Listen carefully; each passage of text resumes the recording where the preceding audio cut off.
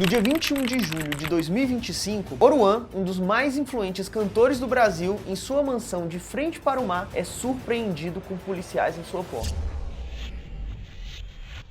Delegado tá civil! Tá tudo Você é covarde! Tá tudo me deixa! Naquela mesma noite, após jogar pedras nos carros dos policiais, o cantor desafia. Ai, eu quero ver você vir aqui, pô! Me pegar aqui dentro do complexo! Não vai me pegar só por causa que aqui vocês peidam, pô! Por trás de um fenômeno de popularidade entre os mais jovens, Oruan simboliza algo muito maior. Para alguns, a vitória, a mensagem que a favela venceu. Mas para outros, o símbolo da falência cultural brasileira, que transmite para toda uma geração uma mensagem muito clara: o crime compensa. Entenda hoje como Oruan influencia a sua vida, mesmo que você nunca tenha ouvido falar dele. E como o que está acontecendo no Brasil nesse exato momento está definindo o país que nós vamos viver nos próximos anos. Oruan é o nome de Mauro David dos Santos Nepomuceno. Ele é filho do Márcio dos Santos Nepomuceno, também conhecido como Marcinho VP, o chefe da facção criminosa C Vermelho, responsável por dominar o território de diversas comunidades e favelas, especialmente no Rio de Janeiro. Oruan nasceu em 2001, 5 anos após a prisão do seu pai. E desde 2021, estourou nas paradas. Dinheiro, fama, carros, mulheres, o pacote completo. Uma grande parte da população brasileira passou a ver o Oruan como um ídolo, uma verdadeira inspiração, um estilo de vida que todo jovem pobre sonha um dia em ter, com muitos carros, luxo, riquezas e mulheres. Mas para outra parte da população, Oruan é um personagem recorrente em manchetes policiais, seja por cantar um hino da facção criminosa do seu pai, Polícia, eu vou mandar aqui! ou por aparecer na internet em um vídeo gravado em casa dando tiro de calibre 12.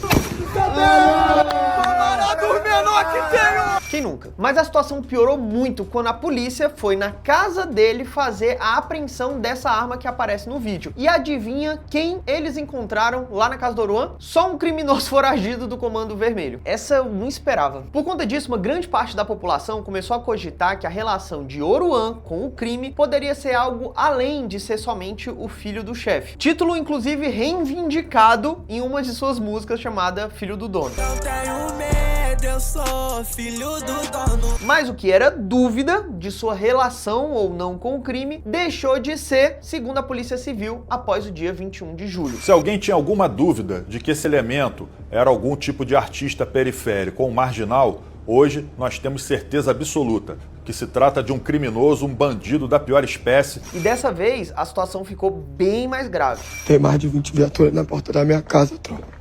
O mesmo delegado que me prendeu, Eu tava saindo no portão, botou a pistola na minha cara, tentou me prender. Basicamente, a Polícia Civil estava numa operação buscando pelo menor Pio, apontado pela polícia como um dos maiores ladrões de veículos do Rio de Janeiro e segurança pessoal do traficante Doca, que é basicamente o chefe ali do Complexo da Penha. Coincidentemente, Oruan apareceu em uma chamada de vídeo com esse Doca. Foi então que os policiais chegaram na casa do Oruan para executar um mandado de busca e apreensão. Só que por conta do horário, optaram por não entrar de uma vez na casa e ficaram aguardando a movimentação ali pelo lado de fora, esperando alguém entrar ou sair. Até que Oruan vai até a porta. Porque ele vai querer prender nós, pô. Claro que ele vai querer prender nós é filho de bandido, pô. Nós não é ninguém, ele vai entrar na nossa casa meia-noite. Diante disso, Oruan e seus amigos reagem contra a polícia, cara. Não somente com xingamentos, mas jogando pedra no carro da polícia. Mas o mais impressionante foi o que aconteceu logo em seguida. Oruan foge pro Complexo da Penha, uma espécie de fortaleza para o C Vermelho, e dispara o seguinte: Ai, eu quero ver você vir aqui, pô! Me pegar aqui dentro do complexo! Não vai me pegar só por causa que aqui vocês peidam, pô! E eu sou filho do Marcinho, seus filhos da... Mas o que pouca gente percebeu é como isso expõe uma realidade que todo mundo evita falar. O crime organizado não é mais uma simples gangue, é um estado paralelo. Um estado com territórios conquistados, onde a polícia brasileira simplesmente não tem permissão de entrar. Um estado que possui as suas próprias leis, que não são as leis brasileiras. Um estado com o seu próprio exército, com as suas próprias armas, com seus próprios soldados, com seus próprios comandantes. Mas existe um fator fundamental para a existência de um estado, Estado, seja ele paralelo ou não, a crença de seu povo. É muito caro e difícil manter o domínio territorial simplesmente com base da força. Quanto mais um governante exerce o seu poder através de imposição do medo e ameaça, mais ele cria incentivos para que grupos clandestinos conspirem contra o seu governo. Todo Estado, para evoluir como sociedade, precisa que seu povo compreenda algum tipo de identidade nacional. Por exemplo, ser brasileiro traz na sua cabeça uma série de símbolos da nossa cultura que te faz entender o que é ser brasileiro, que é muito mais do que simplesmente nascer dentro de um território demarcado. Ser brasileiro vai muito além de simplesmente obedecer às leis criadas pelos dominadores desse território porque eles possuem as armas. Você tem elementos de uma cultura brasileira, você fala português brasileiro, você aprendeu na escola história de brasileiros, ouve músicas brasileiras. O erro de muita gente é confundir o crime organizado como se fosse uma simples gangue, enquanto ele apresenta todos os elementos de um estado paralelo. Os territórios comandados pelas facções criminosas possuem os seus próprios heróis. Quando o Massim voltar pro complexo do Alemão, o maluco lá pra Penha e o Fabinho de São João, o Charlie pra Mangueirinho, o Porca-Russa Parará, a Fernandinho pro Beira-Mar. Eles possuem a sua própria língua, seu dialeto. Porra, não é segredo, né, pai? É que eles ficam a pose do outro, eu sei que como. Que pau, o cara é nosso chefe, não tem segredo, né, irmão? E claro, possui seus próprios hinos, sua própria cultura. Só quem é da antiga, oi fala que a tropa CP aqui na DK você vai ver, só soldado preparado. E a partir do momento que ele não é simplesmente uma gangue, e sim algo que produz a sua própria cultura, a gente passa a ter um problema. Porque um bandido pode morrer, você pode prender, mas uma cultura não. Você pode prender 100 bandidos, mas a cultura vai continuar fabricando novos criminosos. Cheio de ódio, mano. Acabei de chegar aqui na minha casa, eu não sei o que. Uma hora foi preso, já fiquei puto. Você quer dinheiro, cara? Ô, faz o teu trabalho certinho que você vai ganhar dinheiro.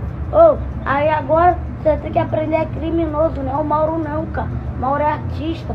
Ô, pensando que é melhor soltar o Mauro, hein, mano. Eu mesmo tô falando, é melhor você soltar o mal. Toda uma nova geração de crianças aprendendo que quem tem moral é quem tá na facção. Que carros caros, cordão de ouro, muitas novinhas, é o estilo de vida de quem agrada o chefe no final. Dessa forma, a população favelizada aceita se tornar uma espécie de escudo humano do crime organizado. Porque ao invés de ver o criminoso como um explorador, ela o vê como inspiração. Quando a gente começa a estudar a história, é normal que a gente se pergunte como que os alemães da década de 30, 40 aceitaram e muitas vezes foram coniventes com crimes do nazismo. Dentre as muitas respostas que você vai encontrar para essa pergunta, quase todas vão passar pela mesma palavra: propaganda. Hitler nomeou Joseph Goebbels como ministro da propaganda nazista. Foi ele o responsável direto de colocar na cabeça do povo alemão que existia uma raça humana inferior aos alemães. É inclusive dele a frase: uma mentira contada 1000 vezes torna-se uma verdade. Quando o alemão vê na televisão falando isso, os jornais falando isso, seus líderes e amigos falando isso, numa época sem internet, lentamente ele ia enraizando a sua raiva pelos judeus. Todo estado possui uma máquina de propaganda para fortalecer sua própria cultura. E o ser vermelho, como o crime organizado, não é diferente disso. Através das músicas, no rádio, na internet ou no baile promovido por uma facção, várias gerações crescem tendo um incentivo que resulta diretamente na formação de novos soldados do crime organizado. Fica difícil ser um morador da favela e sonhar em ser um engenheiro se você nunca conheceu nenhum ao seu redor. Fica difícil não crescer com ódio de policial se o teu pai foi morto por um, entendeu? Nessa percepção de realidade construída pela propaganda do crime organizado, o sucesso factível, real das pessoas próximas de você tá no crime, sendo nas funções mais administrativas, nas funções mais militares ou na própria máquina de propaganda. Na difícil realidade de uma favela, de uma comunidade com muita pobreza, sem saneamento básico, o esgoto passando do lado, o mundo do crime se torna extremamente sedutor, especialmente se você combina isso com a sensação de impunidade que existe no Brasil, onde menos de 8% dos assassinatos cometidos são de fato punidos. As chances estão a favor do assassino, os incentivos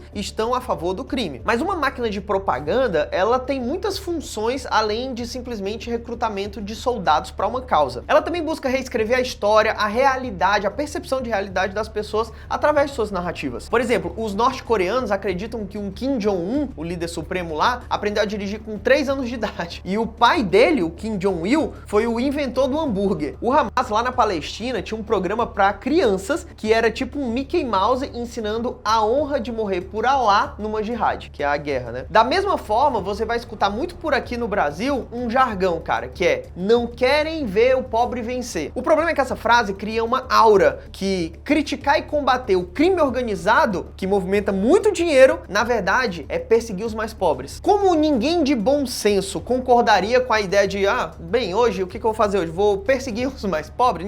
Ninguém pensa isso. A propaganda do crime organizado ganha uma camuflagem, uma proteção do próprio Estado no qual ela tomou o território. Artistas e políticos acabam repetindo essa narrativa, colocando a opinião pública contra o combate ao crime organizado. Pô, é só uma música, ele tá cantando só a realidade que ele viveu. Os amiguinhos que gostam de perder, não te pede, ela nem olha pra você. Ninguém tá fazendo propaganda pro crime, pô. O cara é só um artista.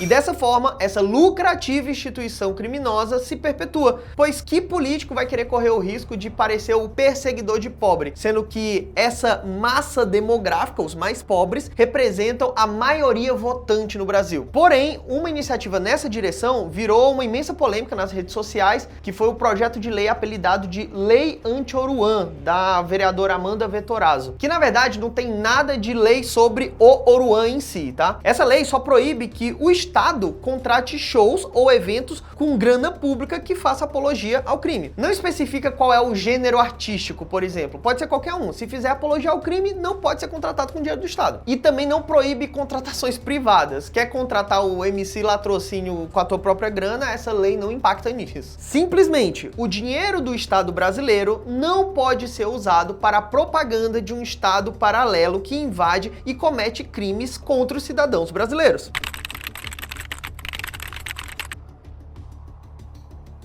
É óbvio que isso levanta um imenso debate sobre liberdade de expressão e que, como não é o tema desse vídeo, eu queria saber aí a tua opinião se uma lei dessa viola a liberdade de expressão. Me deixa saber aqui embaixo.